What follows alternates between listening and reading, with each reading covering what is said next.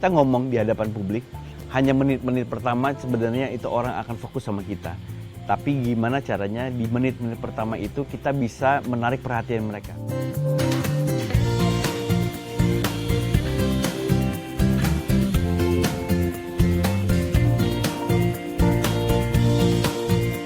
Saya Irgi Ahmad Farezi, selama 12 menit ke depan saya akan berbagi tips kepada Anda semuanya mengenai public speaking berdasarkan pengalaman saya.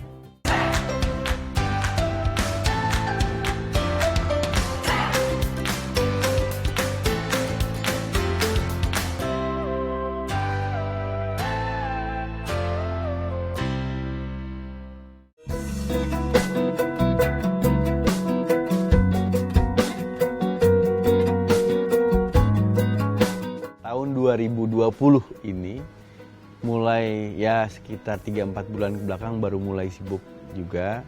Tapi kegiatan yang sekarang dilakukan itu lebih banyak ke hosting dan juga MC. Tapi udah mulai sesekali itu adalah untuk acting film, web series, terus FTV gitu. Kalau menurut aku bagaimana bisa dalam arti menjadi seorang MC lah gitu ya, atau public speaker, berdasarkan pengalaman aku, karena aku ini sebenarnya otodidak, jadi bermula dari casting. Nah, tapi alhamdulillahnya pada saat waktu aku dapat program pertama untuk ajang pencarian bakat tersebut, nah di situ aku banyak ketemu mentor-mentor lah. Dari partnerku aja kebetulan aku anggap dia sebagai mentor karena memang dia sendiri punya background sebagai penyiar radio. Jadi bagaimana berbicara itu, paling tidak berbicara itu belajar sama dia. Nah terus ketemu sama Mutia Kasim. Mutia Kasim waktu itu simple banget sih dia. Dia cuman ngasih satu kata kunci sama aku. Terus itu jadi hal yang aku pikirin sampai sekarang dan insya Allah aku terapin. Hari itu aku cuma dibilang, lewat manajerku dia ngomong, bilang sama Irgi suruh banyak-banyak ngobrol. Nah sebenarnya ngobrol tuh apa sih? Kalau ngobrol itu kan tandanya kita hanya memberikan misalnya kita ngebahas satu tema, terus kita ngebahas tapi kita ikut involve dalam sebuah pembicaraan tersebut. Kalau ngobrol sama 2 orang mungkin itu lumrah ya dan gampang praktekinnya. Tapi ternyata begitu aku pelajarin, ngobrol tersebut melebihi artinya daripada sebuah ngobrol.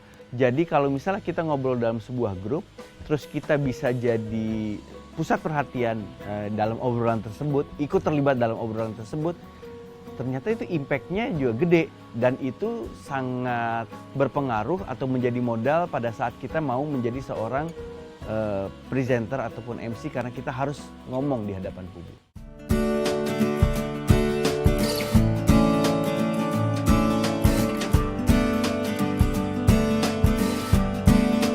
Manfaat yang aku rasakan setelah aku masuk ke profesi ini, banyak sekali pengetahuan yang aku dapetin karena banyak sekali orang yang akhirnya bertemu sama aku dalam profesi aku ini.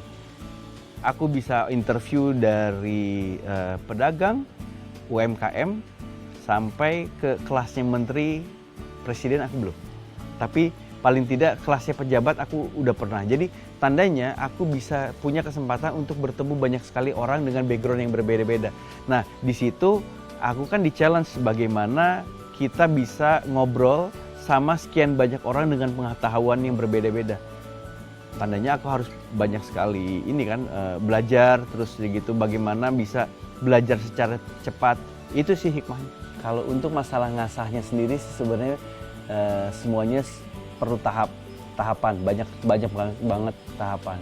Aku mulai dari tahun 2004, terus jujur aja aku baru mulai belajar public speaking itu di tahun 2019. Saat itu aku belajar karena aku merasa harus bertanggung jawab dengan apa yang aku kerjain pada saat itu. Salah satu hal yang mungkin bisa mungkin jadi panduan lah ya untuk orang yang mau belajar public speaking, memang jam terbang itu betul. Nah, saya bisa itu karena biasa, pada dasarnya itu. Dan banyak sekali aku nanya sama orang-orang yang memang bergelut di profesi ini, kalau udah sekarang, aku pun masih belajar, paling tidak dari YouTube atau Google, aku masih banyak belajar di sini. Kalau tips ini menarik sebenarnya. Ini adalah pertanyaan yang paling basic ditanyain sama orang-orang yang mau belajar public speaking, bagaimana cara memanage gugup ya pada saat waktu kita mau ngomong di hadapan publik ataupun di depan panggung. Tiap orang pastinya punya cara yang berbeda-beda. Makin kita biasa, pasti gugup itu pasti udah mungkin kita bisa handle, kita bisa manage. Aku sendiri lebih ke tarik nafas, terus mencoba untuk melihat keadaan itu tidak terlalu tinggi. Contoh soal, wah ini mau nge-MC di depan pejabat nih. Sebenarnya sih wajar-wajar aja kita gugup ya, karena ya kita mungkin dibandingkan audiens atau tamu yang nanti akan berhadapan sama kita, mungkin kita jauh di bawah gitu. Nah tapi ternyata hal itulah yang membuat kita gugup. Caranya kalau aku, ya menganggap audiens itu sama-sama kita. Tapi yang harus kita jaga adalah bagaimana kita setelah menganggap audiens itu sama dengan kita, bagaimana kita memanage apa yang harus kita sampaikan. Jangan terlalu kayak sok akrab gitu loh. Kita harus menganggap mereka itu adalah yang lebih tua, jadi kita bisa keluar itu dengan kata-kata yang sopan, rapih dan sebagainya. Jadi nggak bisa sembarangan. Itu tips aku.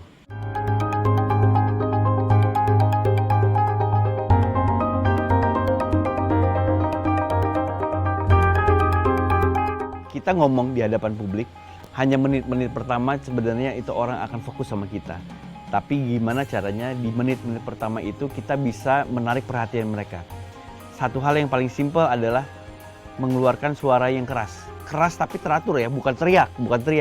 Misalnya, Assalamualaikum warahmatullahi wabarakatuh, selamat malam, selamat datang, selamat pagi, dan selamat siang. Itu dia, itu adalah cara hal kita untuk menarik perhatian. Itu tahap yang pertama. Yang kedua adalah ice breaking. Bagaimana kita mencari satu trik supaya mereka itu paling tidak tertarik untuk ngedengerin kita. Contoh soal mungkin jokes. Tapi jokes itu juga bisa jadi satu hal yang berbahaya buat kita.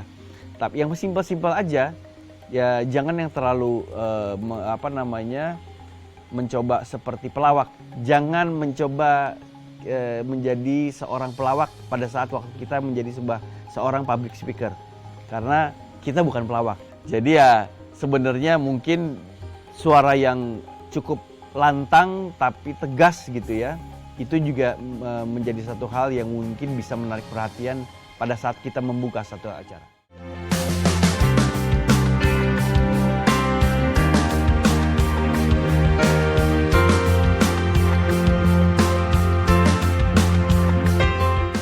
Orang yang belum percaya diri sebenarnya bukannya nggak bisa, tapi percaya diri itu sebenarnya memang diperlukan untuk segala profesi apapun.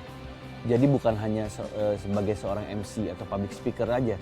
Karena gini, public speaking itu bukan berarti dikonotasikan sebagai seorang MC ataupun host, bukan. Public speaking itu bisa dipakai dimanapun. Pada saat kita menjadi seorang pemimpin di dalam satu grup, itu public speaking yang dipakai. Pada saat seorang pramugari memberikan arahan-arahan pada saat waktu pesawat mau berangkat, itu adalah public speaking. Jadi public speaking itu bukan hanya sekedar berbicara, tapi gerakan pun itu adalah sebuah public speaking. Jadi ada yang keluar suaranya, jadi lisan ataupun tidak dikeluarkan gitu, tidak diungkapkan. Itu adalah public speaking. Jadi kalau untuk orang-orang yang belum percaya diri, sebenarnya itu memang harus dibangun.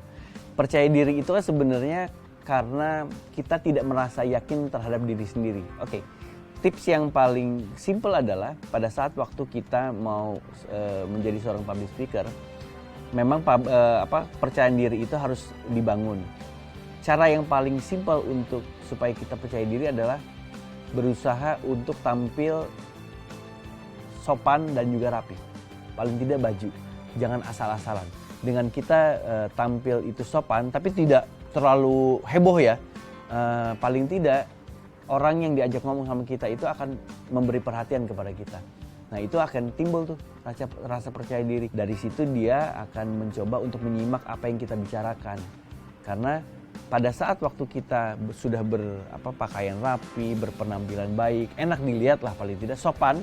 Nah nanti lawan bicara apakah itu bos kita akan mulai mencoba mencari tahu apalagi yang ada di kelebihan di diri kita. Jadi kalau harapan aku sendiri kepada generasi muda, bagaimana mereka bisa lebih memantapkan lagi public speaking. Jadi berani untuk ngomong di hadapan publik, dan juga dalam arti, karena gini, public speaking itu dipakai di semua bidang ternyata. Nah dengan kita menguatkan itu, insya Allah mereka akan menjadi orang-orang yang lebih percaya diri dan bisa menjadi pemimpin. Karena pemimpin yang baik itu adalah pemimpin yang bisa didengar oleh audiensnya sebenarnya. Menurut aku sih itu.